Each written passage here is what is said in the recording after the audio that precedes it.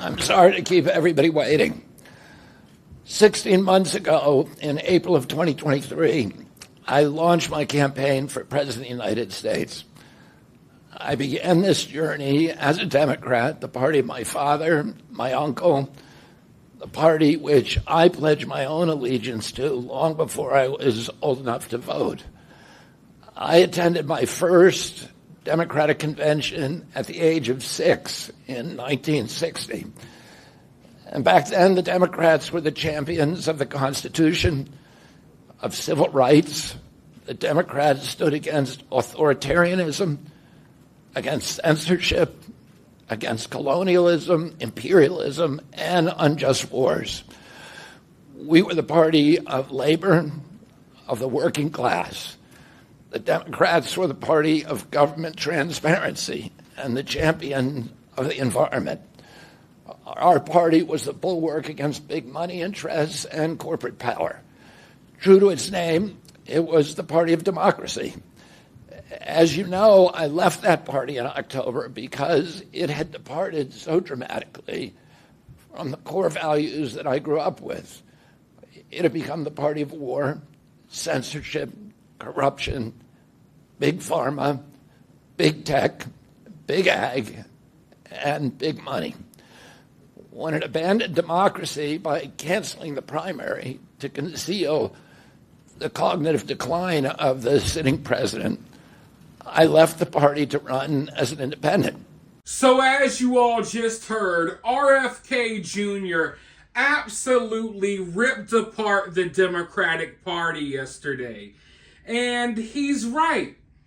I seem to remember a time where the Democratic Party used to be anti-war. It used to be anti-big corporation. It used to be anti-censorship, but now it seems like things are the exact opposite. And I think we're going to start seeing a lot of people start shifting over to the other side of the aisle. I think we're going to start seeing a lot of people running away from the Democratic Party. Just like when you look at what's happening in the country, so many people are moving out of New York City. They're moving out of California. They're all flooding places like Texas and Florida. And I think we're going to see the same thing, a mass migration away from the Democratic Party. Because I don't really think it's Republicans versus Democrats anymore. I think this has gone to a level beyond that. I really feel like it's common sense and common decency versus delusions and authoritarianism. You know, there's so much that's going on within the Democratic Party these days that I don't think your average Democrat who's been around for a while, who's as old as RFK Jr., I don't think they can identify with a lot of the stuff that's going on right now. Now, they may fool themselves and tell themselves that they can. They may try to seem hip and cool by still voting for Kamala Harris. But at the end of the day, I don't think they really align with what much of the left has become about. And I think that with this move, with RFK Jr., publicly making this move, endorsing Donald Trump, I think we're going to see a lot of other people have the courage to step away from the Democratic cult, because that's what it's become. And I think a lot of people are turned off by a lot of the things they're pushing. And that's why we're seeing what's happening right now with RFK Jr. But as you all know, he endorsed Donald Trump. Let's listen to a little bit more of what he had to say. Three great causes drove me to enter this race in the first place, primarily.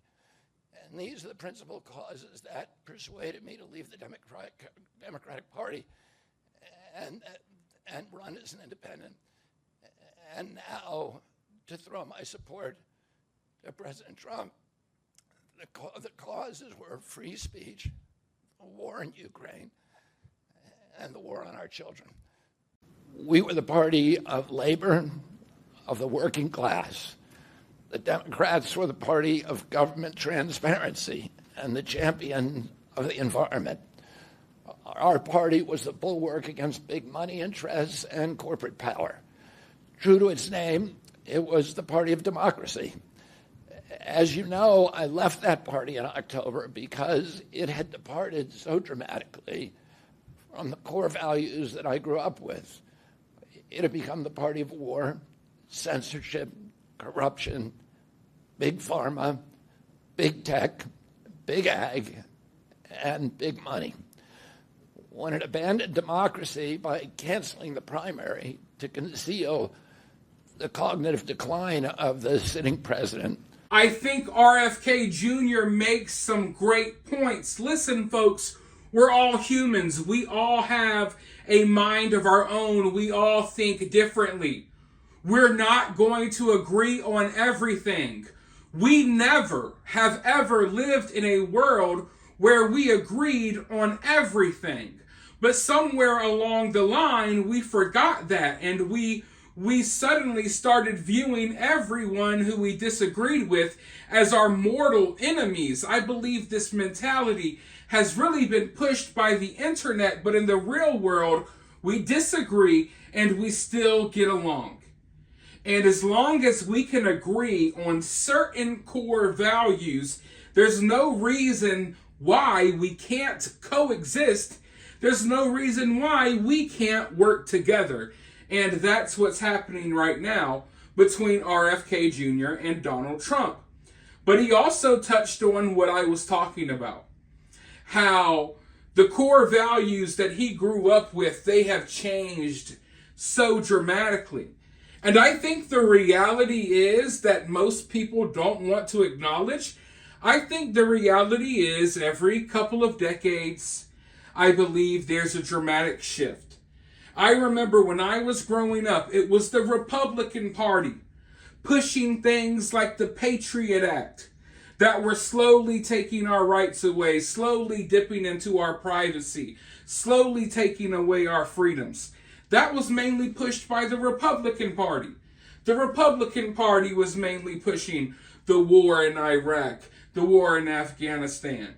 Now things have changed. Now things are like the exact opposite. But I really feel like there's a shift within the politics, and maybe it's all just a big show.